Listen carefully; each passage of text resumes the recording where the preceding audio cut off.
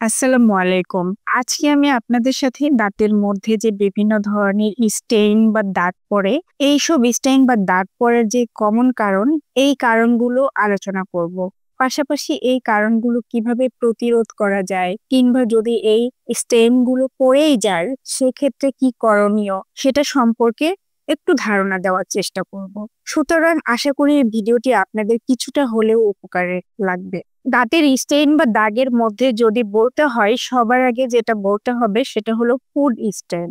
আমরা যেই খাবার গ্রহণ করি সেই খাবারের মধ্যে কিছু কিছু খাবারের মধ্যে নিজস্ব একটা কালার থাকে, যেটা কিনা খাবারটি গ্রহণ করলে আমাদের দাঁতের গায়ে লেগে যেতে পারে। উদাহরণ হিসেবে বলা যায় জাম অথবা চেরি ফল, এই ধরনের কিছু ফুড আছে।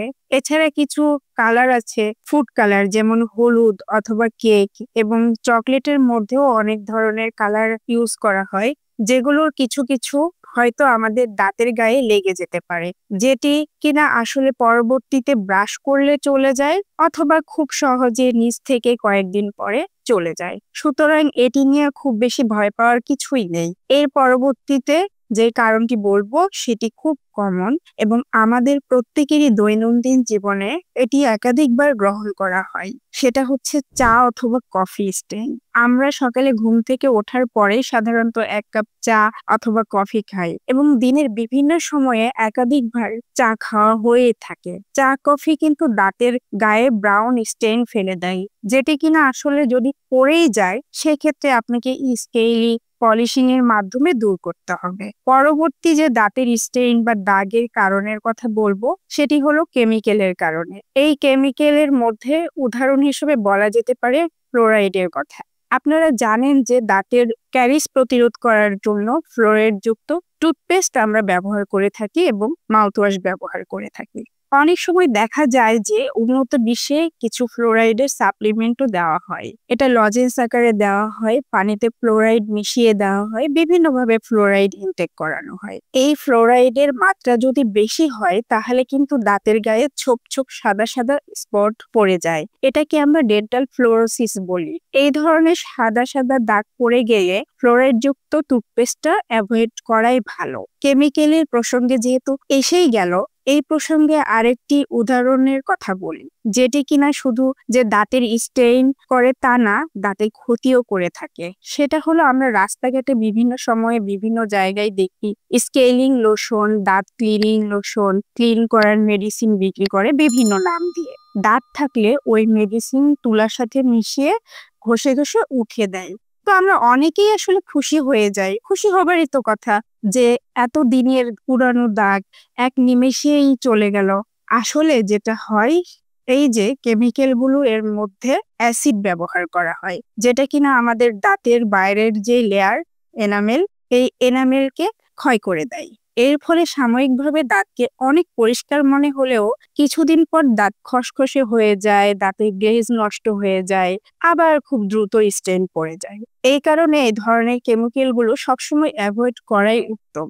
আমাদের দাঁতে যদি কোনো কারণে আঘাত লেগে যায় তাহলে কিন্তু দাঁতের ভিতরে যে মজ্জা বা নার্ভ থাকে সেটি ড্যামেজ হয়ে যায় এবং এর ফলশ্রুতিতে দেখা যায় যে 4-5 বছর অথবা 8-10 বছর পরে ওই দাঁতটি কালচে হয়ে যায় এবং পাশের দাঁতের চেয়ে বিবর্ণ হয়ে যায়। এক্ষেত্রে ওই দাঁতে আরসিটি করতে হবে এবং ক্রাউন করতে হবে। এবং আধুনিক কিছু চিকিৎসা আছে যেমন ইন্টারনাল ব্লিচিং, এটার মাধ্যমেও দাঁতের যে কালার সেটি আগের মতো করে দেওয়া যায়। এইরকম আঘাতজনিত কারণে যদি দাঁতের কালার বিবর্ণ হয়ে যায় সেই ক্ষেত্রে আমরা রুট ক্যানেল ট্রিটমেন্ট নামে একটা ট্রিটমেন্ট আছে, সেটাতে যাই। এক্ষেত্রে বলে রাখা ভালো যে আমরা রুট ক্যানেল যে করি এটাতেও আমাদের দাঁতের ভিতরে যে নার্ভ বা মজ্জা থাকে এটা বের করে ফেলা হয়, ফলে দাঁতের মধ্যে পুষ্টি ঢুকতে পারে না। আরসিটি করা দাঁত 5 থেকে 6 বছর পর পাশের দাঁতের চেয়ে বিবর্ণ হয়ে যায়। এই জন্য আমরা পেশেন্টকে বলি যদি এটা অ্যান্টিরিয়র মানে সামনের দিকে দাঁত হয় তাহলে আরসিটি করার পরে এটাতে ক্যাপ বা ক্রাউন পড়তে বলি আমরা। নিয়মিত ব্রাশ না করলে আমাদের দাঁতের গায়ে প্ল্যাক জমে যায়। এই প্ল্যাক এক সময় কিন্তু শক্ত হয়ে ক্যালকুলাসে পরিণত হয়। এই ক্যালকুলাস কিন্তু কালচে রঙের হয় এবং এই ক্যালকুলাস দাঁতের উপরে আলাদা একটি লেয়ার তৈরি করে, অরিজিনাল কালারটাকে নষ্ট করে দেয়। এই জন্য আমরা ক্যালকুলাস হইলেই বলি স্কেলিং এবং পলিশিং করে নিতে। কিছু কিছু মেডিসিনও কিন্তু দাঁতের কালারকে নষ্ট করে দেয়, যেমন টেট্রাসাইক্লিন। প্রেগনেন্ট মাদার যদি বাচ্চা পেটে থাকা অবস্থায় টেট্রাসাইক্লিন মেডিসিনটা ইনটেক করে, তাহলে কিন্তু বাচ্চার দাঁতে সাদা সাদা ছোপ ছোপ দাগ পড়ে যেতে পারে বা স্টেইন পড়ে যেতে পারে। এই জন্য শুধু টেট্রাসাইক্লিন না, প্রেগনেন্ট মাদারদের যে কোনো ওষুধ খাওয়ার আগে অবশ্যই ডক্টরের পরামর্শে খেতে হবে। শুধু তাই না, যদি গ্রোয়িং এজে কোনো বাচ্চা ভুলক্রমে যদি টেট্রাসাইক্লিন গ্রহণ করে 8 বছরের নিচে কেউ, তাহলে তারও দাঁতের মধ্যে স্টেইন পড়ে যেতে পারে।